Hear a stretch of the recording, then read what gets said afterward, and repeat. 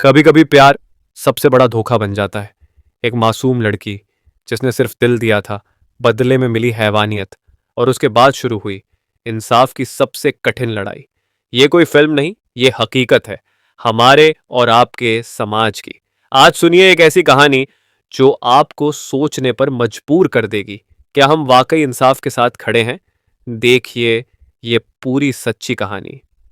पहले प्यार में फंसाया, फिर अपने दो दोस्तों के साथ मिलकर किया शोषण।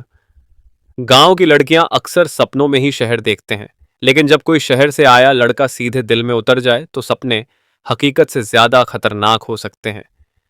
ये कहानी है चंपा की, एक सीधी सादी भोली लड़की जिसकी दुनिया उसके खेत, उसका परिवार और स्कूल की चौखट से शुरू होकर वहीं खत्म हो जाती थी। लेकिन फिर उसकी जिंदगी में आया रितेश, एक हैंडसम पढ़ा लिखा स्टाइलिश लड़का जो शहर से अपने मामा के गांव छुट्टियां मनाने आया था।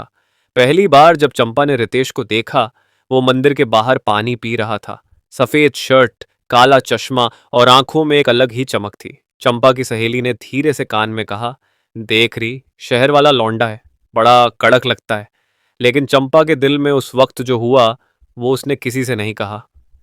रितेश ने भी शायद चंपा की मासूमियत को पहचान लिया था। एक दो दिन बाद वो खुद मंदिर के बाहर मिला, बोला, तुम्हारा नाम चंपा है ना?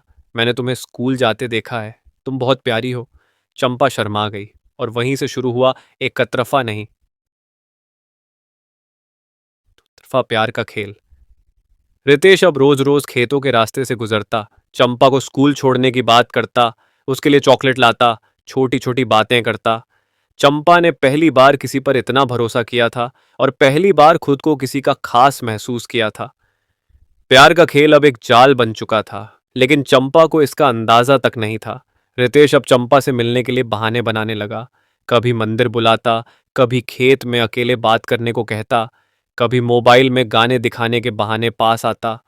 चंपा को लगता वो मुझसे सच में प्यार करता है, वो तो कहता है शादी भी करेगा मुझसे। और यही वो सबसे बड़ी भूल थी जो चंपा ने की। भरोसा कर लिया उस पर जिसे भरोसे लायक नहीं होना था। लेकिन रितेश अकेला नहीं था, उसके साथ उसके दो दोस्त भी थे जो हर प्लान का हिस्सा बन चुके थे। और अब जो आगे होने वाला था वो चंपा की जिंदगी को हमेशा के लिए तोड़ देने वाला था। क्या था रितेश और उसके दोस्तों का असली मकसद? कैसे चंपा को प्यार के नाम पर शिकार बनाया गया? और क्या चंपा कभी इंसाफ पा सकी या समाज ने उसे और भी तोड़ दिया?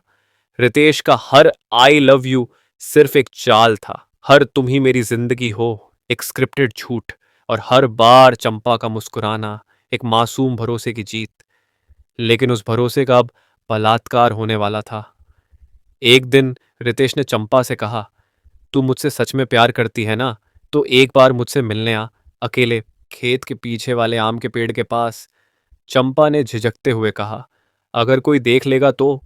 रितेश बोला, डरती क्यों है, मैं हूं ना, मैं तुझे कभी कुछ होने नहीं दूंगा। उसी शाम जब सूरज ढल रहा था और गांव में चूल्हे जलने लगे थे, चंपा चुपचाप खेत की ओर निकली। वो नहीं जानती थी कि आज उसकी मासूमियत की आखिरी शाम है। वहां रितेश अकेला नहीं था, दो और चेहरे झाड़ियों में छुपे उसका इंतजार कर रहे थे। रितेश ने उसे हंसते हुए गले लगाया, बोला, तू मेरे लिए सब कुछ है। फिर उसका हाथ पकड़कर झाड़ियों की ओर ले गया। वो देख, मेरा छोटा फार्म हाउस है, चल तुझे दिखाता हूं। चंपा थोड़ी घबराई लेकिन रितेश का हाथ पकड़कर चल पड़ी। जैसे ही वो झाड़ियों के अंदर पहुंची, वहां खड़े थे दो अनजान लड़के। एक का नाम था राजा, दूसरा मन्नू। दोनों रितेश के स्कूल के दोस्त थे, लेकिन गांव में ये काम के नाम पर आते जाते रहते थे। चंपा सकपका गई। ये कौन है? रितेश ने हंसकर कहा, अपने भाई हैं, जान तू इनसे, फिर तू भी अपनी लगेगी इनको। और फिर शुरू हुआ वो नंगा सच, जिसके बारे में सोचना भी गुनाह लगता है। रितेश ने चंपा को पीछे से पकड़ लिया और राजा ने दरवाजा बंद कर दिया। चंपा चिल्लाई, रोई, हाथ जोड़ती रही, मत करो ऐसा, भगवान के लिए। रितेश, तुमने तो कहा था तुम मुझसे प्यार करते हो। लेकिन वहां सिर्फ हैवानियत थी, इंसानियत नहीं।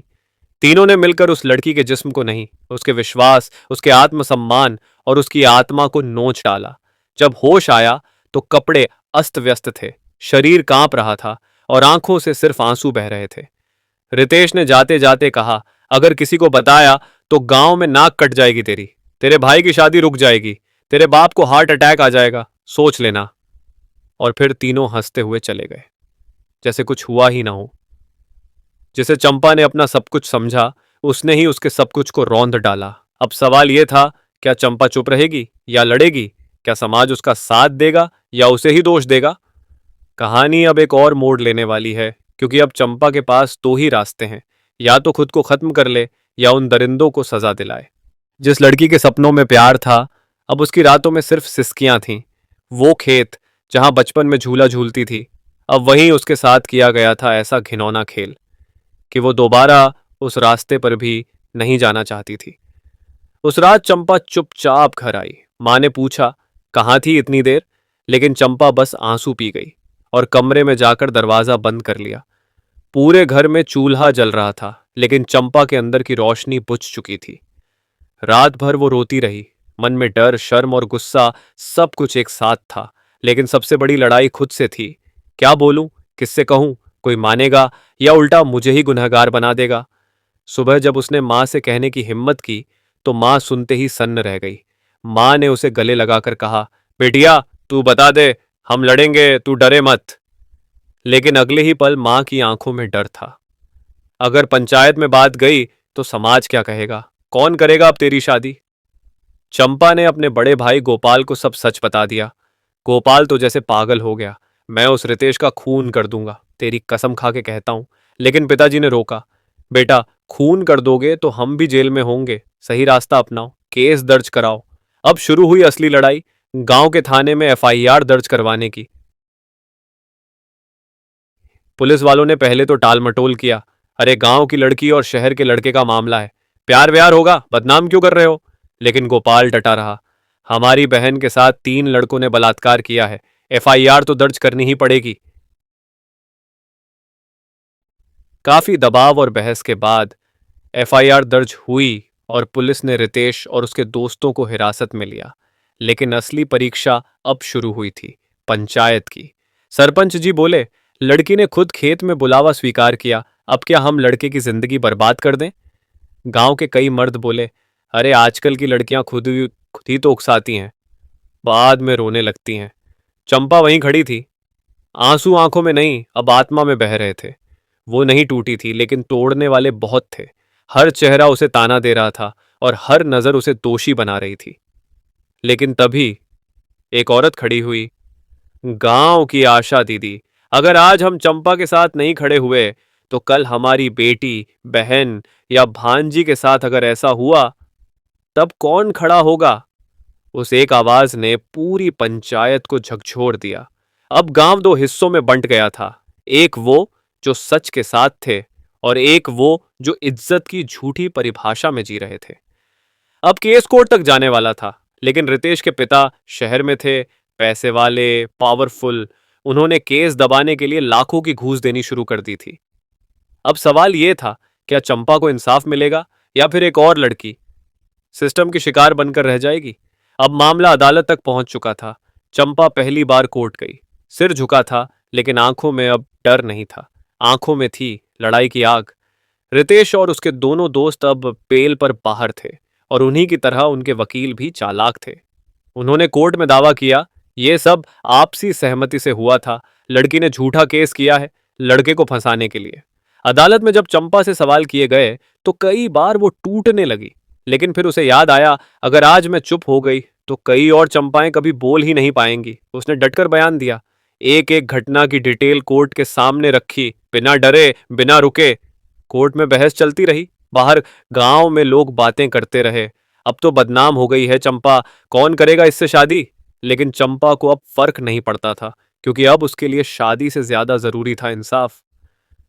रितेश के पिता ने कोशिश की, गवाहों को खरीदने की, चंपा के भाई को डराने की, यहां तक कि मां को धमकी दी गई, केस वापस ले लो वरना पूरा घर जला देंगे। लेकिन इस बार चंपा अकेली नहीं थी, उसके साथ था उसका परिवार, उसकी मां, उसका भाई और अब पूरा गांव भी।